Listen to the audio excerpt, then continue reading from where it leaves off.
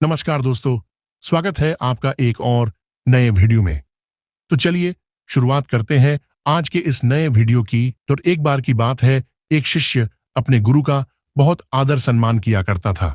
गुरु भी अपने उस शिष्य से बड़ा लगाव रखते थे, लेकिन वह शिष्य स्वभाव से बड़ा ही कामचोर और आलसी था। वह अपने अध्ययन के प्रति बहुत ज्यादा लापरवाह था। वह अक्सर ही आज के काम को कल पर डाल देता और किसी भी तरह की जिम्मेदारी से बचने की कोशिश किया करता। गुरु अपने शिष्य के आलसी स्वभाव को बढ़ता देख बहुत ज्यादा चिंतित रहने लगे। उन्हें चिंता होने लगी कि कहीं मेरा शिष्य अपने आलसी स्वभाव के कारण जीवन संघर्ष में पराजित न हो जाए, क्योंकि गुरु जानते थे कि आलस्य में इंसान को पूरी तरह निकम्मा बना देने का सामर्थ्य होता है। ऐसा व्यक्ति बिना कर्म किए ही फल प्राप्त करने की इच्छा रखता है। वह जल्दी निर्णय नहीं ले पाता और अगर ले भी लेता है तो उसे कार्यान्वित नहीं कर पाता। साथ ही ऐसा व्यक्ति अपने आसपास के माहौल और वातावरण के प्रति सजग नहीं रहता और ना ही किस्मत से मिलने वाले मौकों का सही फायदा उठा पाता है। गुरु ने मन ही मन अपने शिष्य के इस आलसी स्वभाव को खत्म करने की योजना बना ली।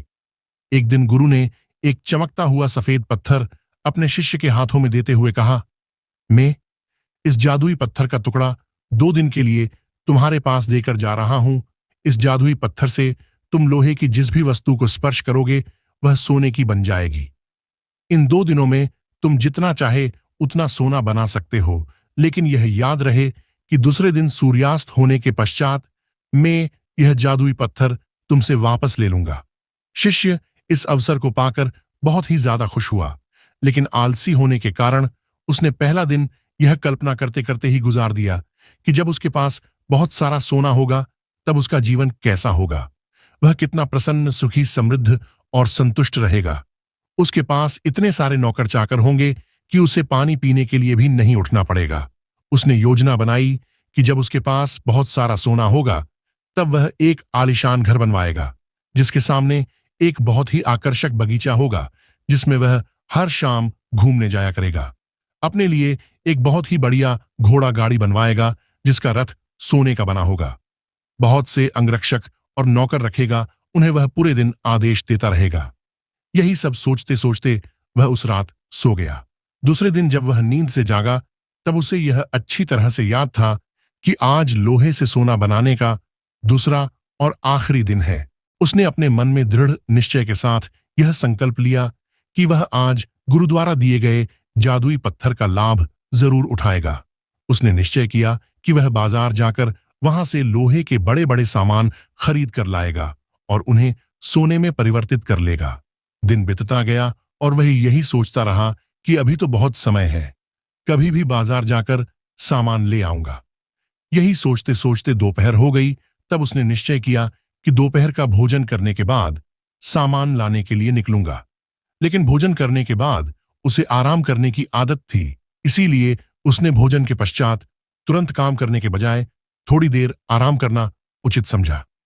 लेकिन आलस्य से परिपूर्ण उसका शरीर जल्दी नींद की गहराई में खो गया और जब वह उठा तब सूर्यास्त होने को था। अब वह जल्दी जल्दी बाजार की तरफ भागा, लेकिन रास्ते में ही उसे गुरु मिल गए। गुरुजी को आता देख वह भौंचक्का रह गया।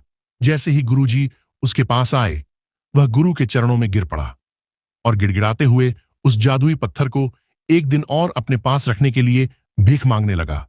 लेकिन गुरुजी नहीं माने और उस शिष्य का अमीर बनने का सपना चुरचुर हो गया। पर इस घटना की वजह से शिष्य को एक बहुत बड़ी सीख मिल गई। उसे अपने आलस्य पर पछतावा होने लगा। वह यह समझ गया कि आलस्य उसके जीवन के लिए एक अभिशाप है और उसने यह प्रण लिया कि वह कभी भी अपने काम से जी नहीं चुराएगा और एक कर्मठ, सजग और सक्रिय व्यक्ति बनकर दिखाएगा। दोस्त, काम को टालना एक आदत है और यह आदतें हम खुद ही बनाते हैं। आदतें एक धागे की तरह होती हैं जिसकी एक लपेट को आसानी से तोड़ा जा सकता है, लेकिन धागे को कई बार लपेट दिया जाए तो उसे तोड़ना मुश्किल हो जाता है। ठीक उसी तरह किसी भी बुरी आदत को शुरुआत में बदला जा सकता है, उसे कई दिनों, महीने या साल बीत जाने के बाद बदलना मुश्किल हो जाता है।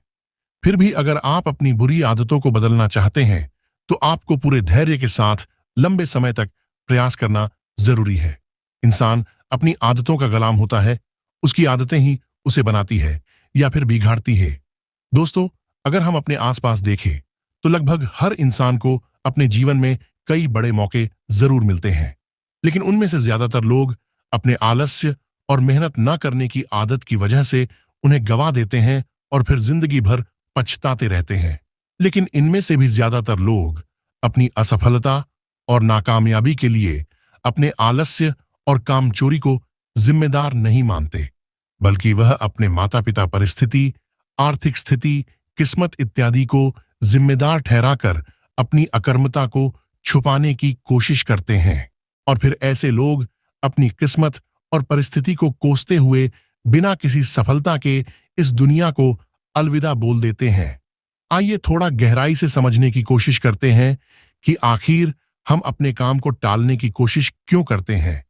क्या आपने कभी YouTube पे कोई कॉमेडी वीडियो देखने के लिए कोई आलस्य किया है, या अपनी मनपसंद का खाना खाते हुए? नहीं ना, आप केवल आलस्य करते हैं जब आप पढ़ाई कर रहे होते हैं, या फिर ऑफिस के किसी प्रोजेक्ट पे काम कर रहे होते हैं, या फिर घर का कोई काम करना हो। बेसिकली हम सीरियस कामों को लेकर आलस्य करते हैं, जिनको करने में हमें शारीरिक या मानसिक मेहनत करनी पड़ती है। अब अगर आप काम को टालने से बचना चाहते हो तो इसमें आपकी बहुत ज्यादा हेल्प करती है काम की डेडलाइंस, काम को पूरा करने का एक निश्चित समय या एक फिक्स डेट। मान लो आप एक ऑफिस वर्कर हैं और आपके बॉस ने आपको एक काम दिया जो आपको कल तक पूरा करके देना ही होगा। तो हो सकता है कि आप आज का पूरा दिन आलस्य करते हुए बिता दें कि अभी तो पूरा दिन बचा है, लेकिन फिर आप पूरी रात जागकर उस प्रोजेक्ट को पूरा करेंगे, क्योंकि कल आपको वह प्रोजेक्ट देना ही देना है, क्योंकि कल के बाद आपके उस प्रोजेक्ट की कोई अहमियत नहीं रह जाएगी। तो यहां आपने उस काम को टालने के बाद भी उसे समय पर पूरा किया, क्योंकि यहां आपके सामने एक डेडलाइन थी, एक निश्चित समय था, और काम पूरा हो गया। काम को करने के इस तरीके को आप अपनी डेली लाइफ में भी यूज कर सकते हैं कि अगले 1 घंटे या 1 दिन में मुझे इस काम को पूरा करना ही है। अपने काम को टालने से बचने का सही तरीका है। मैं भी अपने कामों को पूरा करने के लिए इसी तरीके का उपयोग करता है। दोस्तों, हम जो करना चाहते हैं और जो अभी कर रहे हैं उसमें बहुत ज्यादा अंतर है, तो हमारे अंदर एक लड़ाई शुरू हो जाती है। ये हमारे अंदर और अशांति पैदा करता है। आलस्य एक ऐसी चीज है जिसे इंसान करता तो है, लेकिन वो खुश नहीं रहता। मान लो आज आपको कोई काम करना था और आपके दोस्त आए और बोले कि चलो घूमने चलते हैं। मजे करते हैं और आप उनके साथ घूमने निकल पड़ते हैं। आप उनके साथ घूमते तो हैं, लेकिन दिन भर आपके दिमाग में यही चलता रहेगा कि आज मुझे वो काम करना था, मेरा वह काम छूट गया। और इस विचार की वजह से आप उस दिन को पूरी तरह से एंजॉय भी नहीं कर पाएंगे।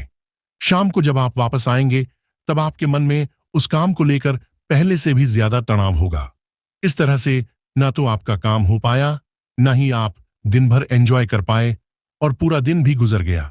यहां पर अच्छा तो यही होता कि आप अपने आलस को ना बोलते, पहले अपने काम को पूरा करते और फिर घूमने चले जाते, तो निश्चित रूप से आप ज्यादा एंजॉय भी करते और तनाव मुक्त भी रह पाते।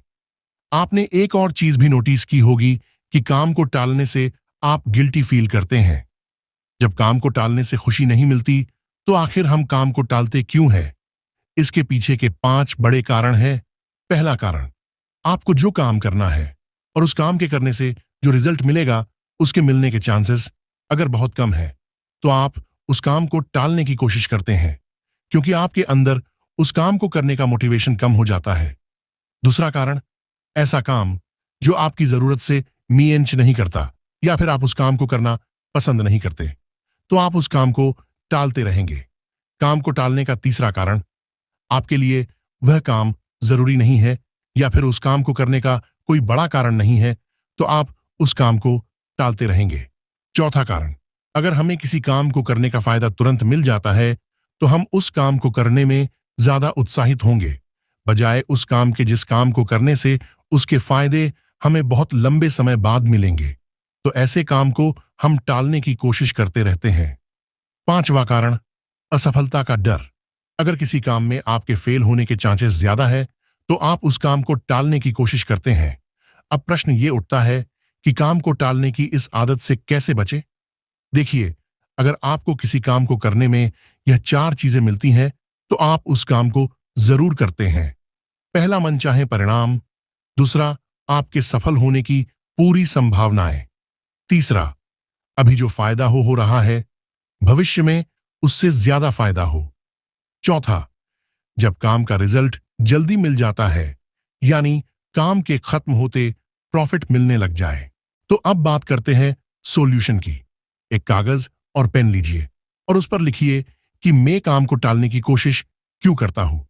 ऐसा करने से आपको कारण पता चल जाएगा कि आप काम को क्यों टाल रहे हैं, और कारण पता चलते ही आपकी आधी समस्या यही खत्म हो जाएगी। जैसे कि अगर आप एक ऑफिस वर्कर हैं और आप अपने काम को इस वजह से टाल रहे हैं क्योंकि आपके अंदर आपके काम को लेकर बिल्कुल भी मोटिवेशन नहीं है, ये सोचते हैं कि मैं कौन सा इतना बड़ा काम कर रहा हूं, कंपनी का काम तो मेरे काम के बिना भी चल रहा है। तो कागज पर लिखिए, अगर आपको जॉब से निकाल दिया गया, आप जॉबलेस हो गए, तो क्या होगा? कितनी मुसीबतें हैं खड़ी हो जाएंगी आपके सामने। अगर आप एक स्टूडेंट है और पढ़ाई को इस वजह से टाल रहे हैं क्योंकि आपको पता है कि आपकी फर्स्ट रैंक नहीं आ सकती, आप पढ़ाई में अच्छा नहीं कर सकते, तो फिर आप कुछ ऐसा काम कीजिए इसमें आपको इंटरेस्ट हो, जिसमें आप अपना बेस्ट दे सकते हैं, अपना नाम बना सकते हैं। अगर आप किसी बड़ी एग्जाम की तैयारी कर रहे हैं और आपका रिवॉर्ड आपको 1-2 साल बाद मिलने वाला है, तो फिर अपने काम को छोटे छोटे स्टेप्स में डिवाइड कीजिए और हर एक स्टेप कंप्लीट होने के बाद खुद को रिवॉर्ड दीजिए।